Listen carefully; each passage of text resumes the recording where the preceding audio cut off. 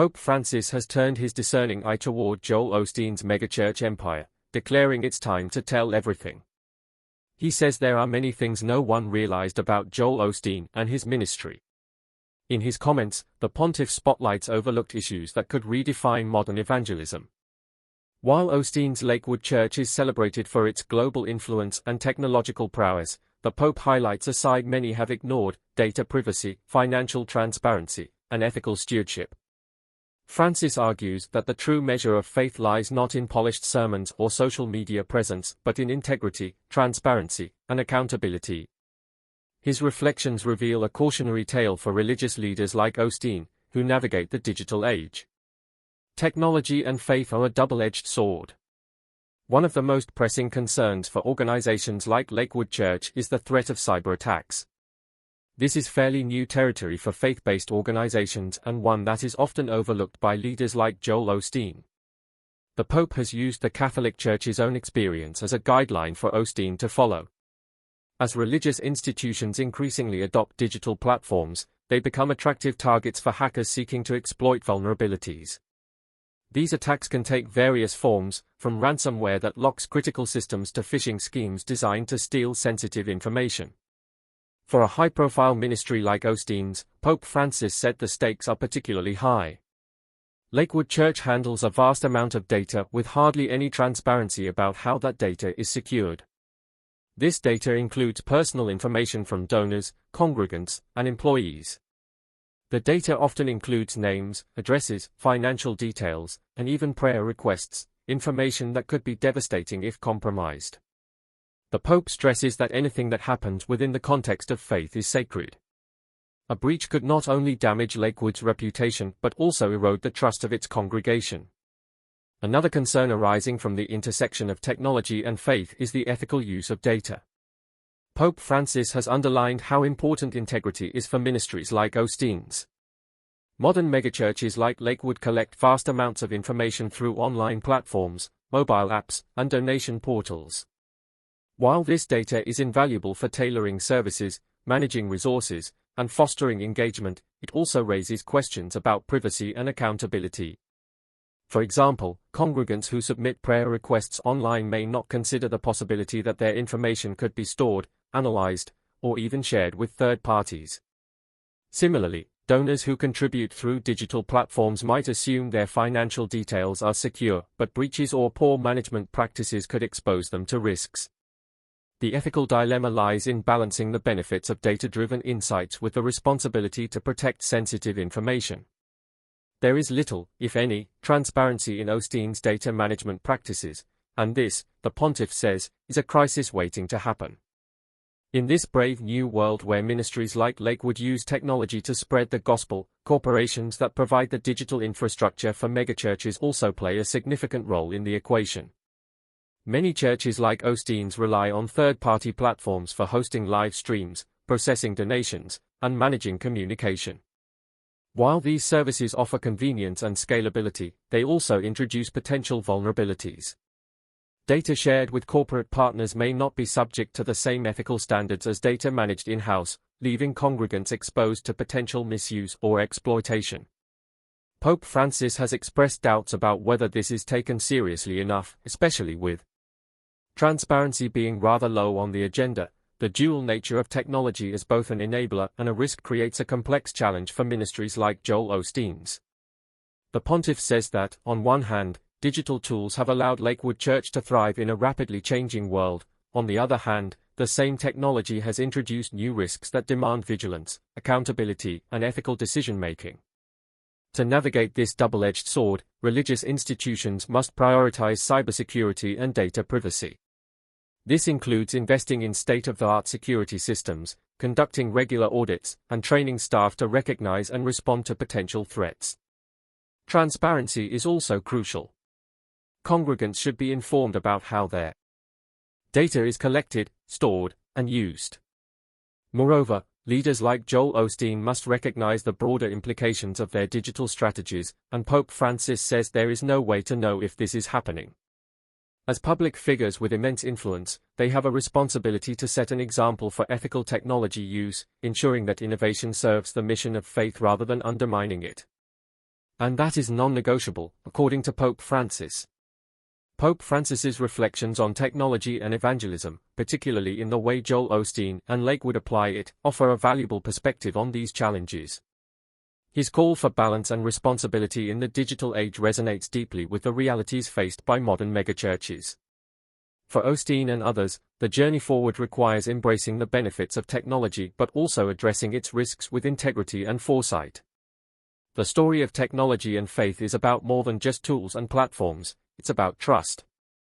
For religious institutions to thrive in the digital age, they must demonstrate that their use of technology aligns with their core values of compassion, service, and accountability. The risks are real, but so are the opportunities, and the future of faith in a connected world depends on how leaders rise to meet this challenge. Pope Francis has also spoken about the dangers of treating people as data points rather than individuals. For megachurches, and in particular Joel Osteen's Lakewood Church, this means going beyond compliance with legal requirements to adopt ethical principles that honor the sacred trust between congregants and their leaders. Pope Francis's reflection on modern evangelism is significant. He is known for his forward-thinking approach to faith and social issues and has often spoken about the evolving role of evangelism in the modern world. In an era where technology permeates every aspect of life, the Pope has emphasized the importance of embracing digital tools to spread the message of hope, compassion, and faith. However, he has also cautioned against the potential pitfalls of over-reliance on technology.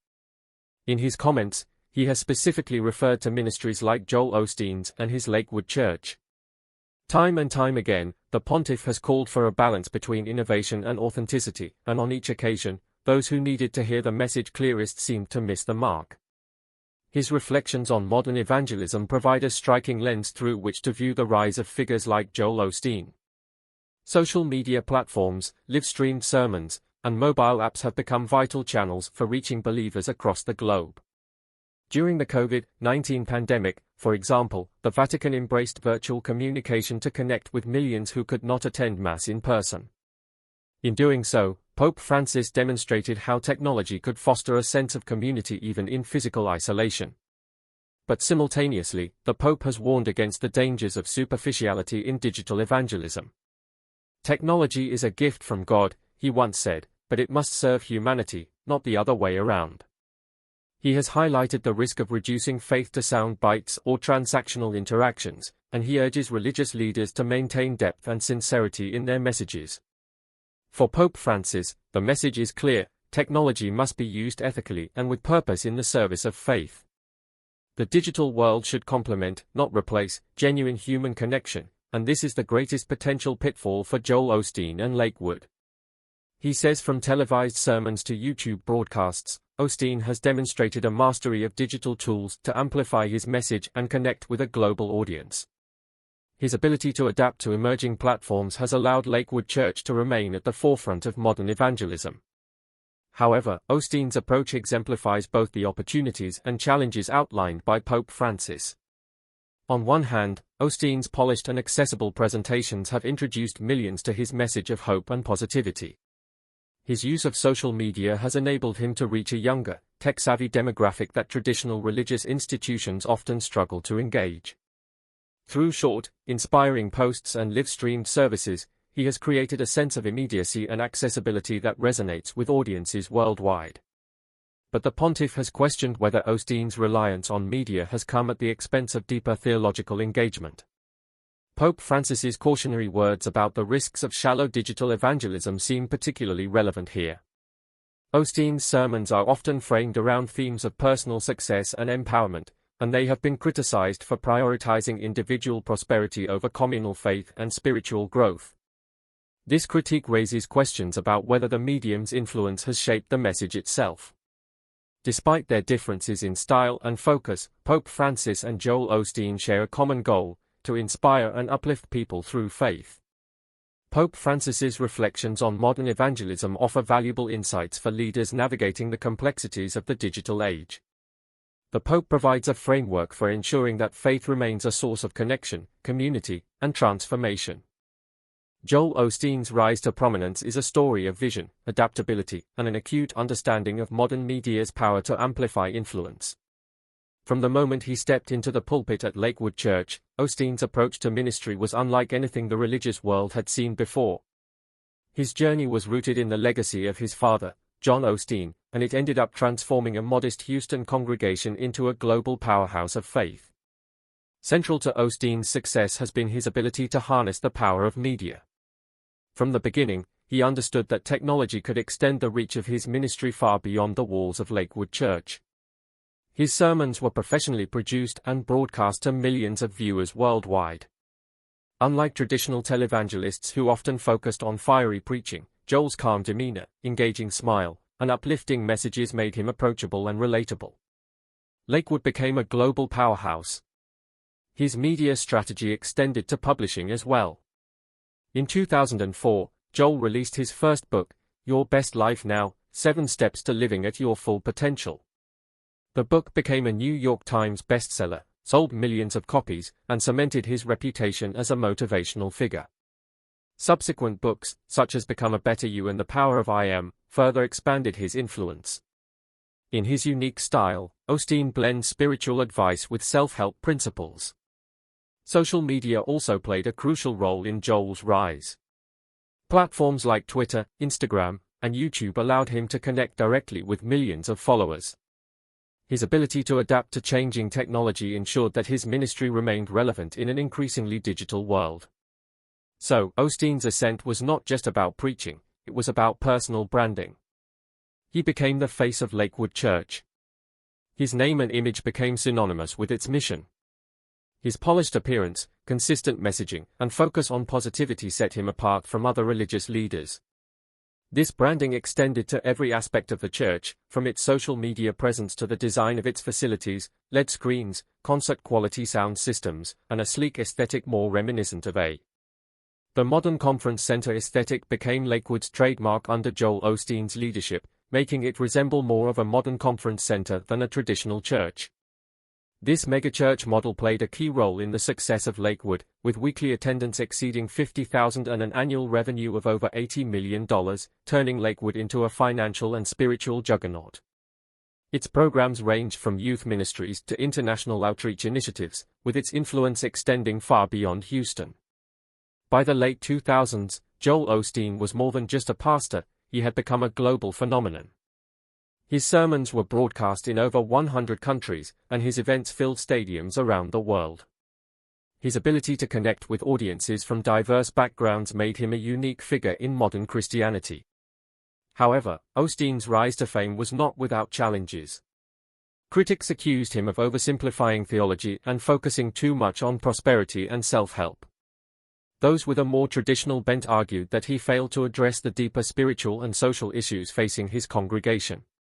Some even questioned the authenticity of his message, claiming that it prioritized personal gain over communal faith. Joel Osteen's success at Lakewood Church set the stage for broader discussions about the role of technology and media in modern faith. His ability to reach millions through digital platforms highlighted both the opportunities and risks of relying on technology to amplify a spiritual message. As Pope Francis reflects, the story of Joel Osteen is not just about faith, it's about navigating the complexities of influence in an increasingly interconnected world. The intersection of faith and technology would become a defining theme in Osteen's legacy, but also a cautionary tale for religious leaders worldwide. This is why Pope Francis has structured his thinking around Osteen and Lakewood Church and has developed a blueprint to set everything back on course. Pope Francis has faced numerous scandals within the Roman Catholic Church, many of which predated his papacy but continued to shape his leadership.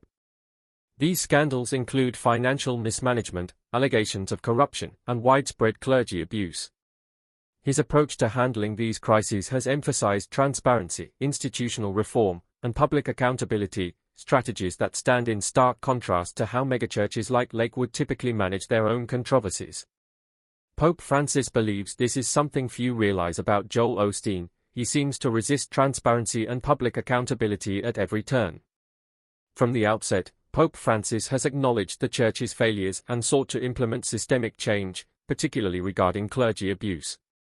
For example, he has called for zero tolerance, openly apologized to victims, and instituted measures such as creating the Pontifical Commission for the Protection of Minors.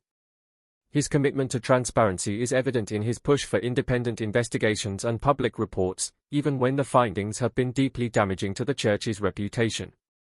In financial scandals, Pope Francis has pursued similar reform.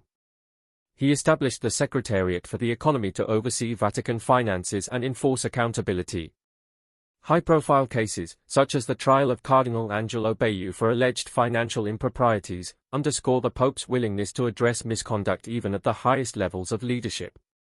While the Catholic Church remains under scrutiny, Francis's reforms have sent a clear message: no individual or institution is above accountability. This, he says, should be Joel Osteen's clearest mission going forward. The Pope's approach balances a pastoral tone with decisive action. He acknowledges the pain scandals cause to victims and the faithful, while committing to transparency and reform. This strategy demonstrates a long-term vision for rebuilding trust in an institution whose authority has been deeply shaken. In contrast, megachurches like Lakewood often handle scandals with a focus on protecting their public image and central leadership. These institutions are structured more like corporations than traditional denominations, tending to concentrate authority in charismatic leaders. This creates an environment where addressing scandals publicly is seen as a direct threat to the leader's brand and the Church's financial stability. Joel Osteen's Lakewood Church, for instance, has faced allegations of financial misuse and questions about transparency, but the institution has largely responded by either dismissing the claims or controlling the narrative through limited public statements.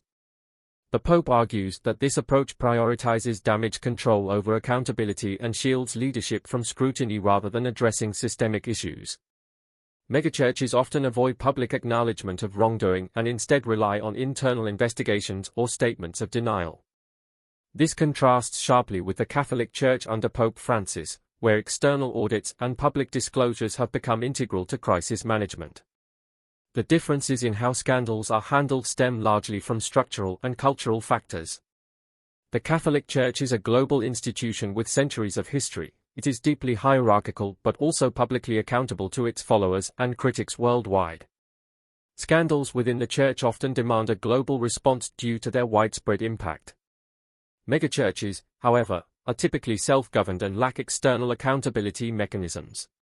Leaders often wield unchecked power, and congregants' loyalty is frequently tied to the pastor's personal charisma. As a result, scandals are often managed internally with minimal transparency.